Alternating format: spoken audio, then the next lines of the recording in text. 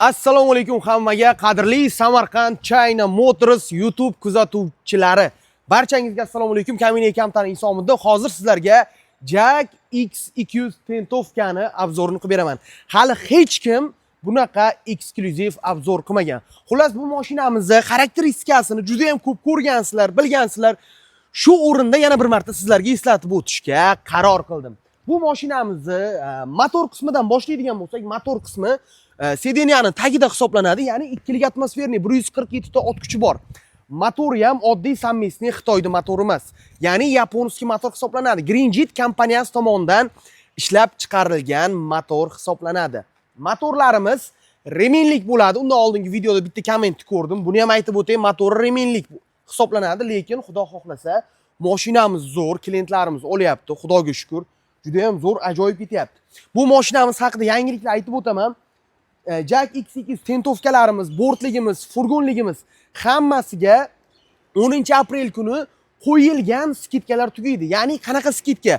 Bu mashinamizga 16.800.000 skidka qilingan edi. Ya'ni X200 tipidagi hamma mashinaga, bortligi bo'ladimi, tentligi bo'ladimi, furgonligi bo'ladimi, hammasiga 16.800.000 skidka e'lon qilingan edi.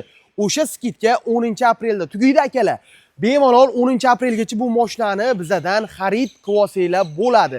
Mashinamizni yillari 2026-yil zavoddan endi chiqqan mazza qilib haydaysizlar, xudo xohlasa.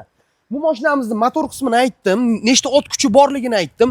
Endi asosiy ma'lumotlarga keladigan bo'lsak, oldi baloni 15-razmerda hisoblanadi. Bu mashinamizning oldi resor emas, ya'ni oldi amortizator hisoblanadi. Shuni hisobiga mashina juda ham yumshoq yuradi.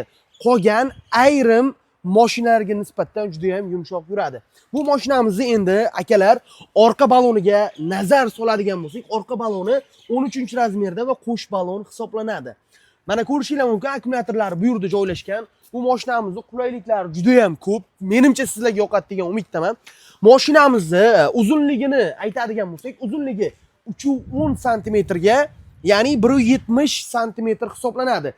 Aytgancha bu mashinamiz tentovka. Tentini ko'rishingiz mumkin, tenti yig'iladi. Marhamat, keling tentini qanaqa qilib yig'ish osonligini sizlarga hozir ko'rsatib o'tamiz. Bizga yordam berib yoradi. Xullas, u tomondan yechiladi, keyin tentini juda ham oson, oddiy va qulaygina tortib olib kelasiz. Sekin keladi mana. Buni tortib, tarang qilib, bu tomonga tarang qilib tortib, qotirib qo'ysangiz bo'ldi. Tentimiz tayyor mana. Juda ham oson, sizlarning ishinglarga menimcha juda ham qulay deb o'ylayman. Xohlasangiz buni tentini bu yerlarda boltlari bor, osongina yechiladi, yechib mashinani bort ham qilib ishlatsangiz bo'ladi. Chunki texpasportda bu mashinada bort tent deb uriladi. Yoki masalan tentini yechib haydab yurgan paytingiz dokumentini ko'rib bu tentovka-ku degan GAI tomonlama menimcha muammolar bo'lmaydi deb hisoblayman. Balonlarni aytdim, orqalari resor bo'ladi. Bir tarafda 6 ta, ikkinchi tomonda 6 ta. Ya'ni qalin resorlar qo'yilgan. Xudo xolasa sizni yukingizni bemalol o'zini manziliga xavfsiz yetkazib beradi. Bu mashinamiz yuk ko'tarish qobiliyati kitobida 2 tonna yozilgan, lekin o'zbekchilik akalar bilaman. Bu mashinaga bemalol 2,5 tonnadan 3 tonnagacha bo'lgan yukingizni ortib, o'zingizni xizmatingizda foydalansangiz bo'ladi. Akalar, toychog'inglar sizlar kutib qoldi. Xullas, endi bu mashinamizni ichki saloniga o'tamiz. Ichki salonida bizni nimalar kutib oladi?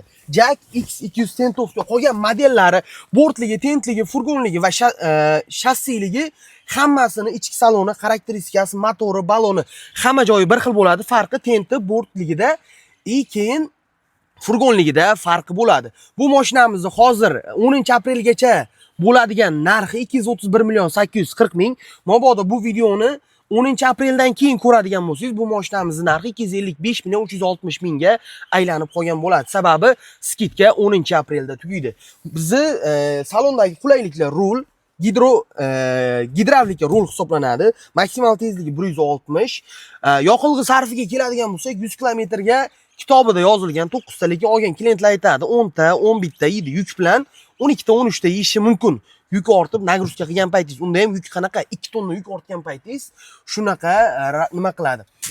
Rasxod qiladi, benzin rasxod qiladi. Bu mashinamizga metan, propan, benzinni ham xohlaganingiz quysangiz bo'ladi. Menimcha 80 qolmagan, hozir hamma 92 quyib tirikchiligini qilib yurishibdi. Mashinamizda konditsioner bor, skorlariga keladigan bo'lsak 5 talik oddiy mexanika korobka hisoblanadi.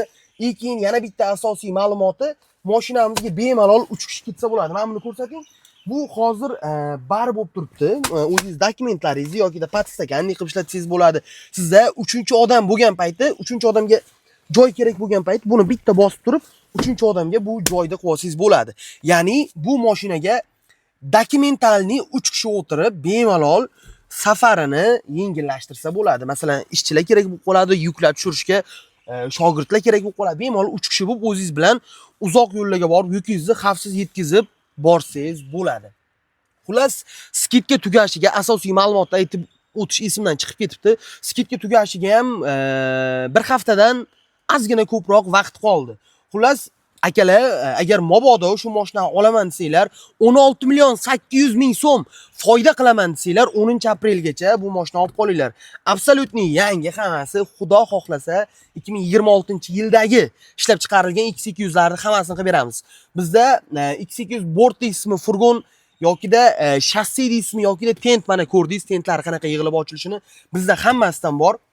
Xullas, pastda raqamlar qoldirilgan bo'ladi akalar. O'sha raqamlarga qo'ng'iroq qilib o'zingizni biror kunga yozdirib qo'yib test drive'ga kelsangiz ham bo'ladi, yokida kelib mashinani ko'rib tomosha qilib ketsangiz ham bo'ladi, yokida to'lovga kelib bizdan mashinani xarid qilib olib ketsangiz ham bo'ladi.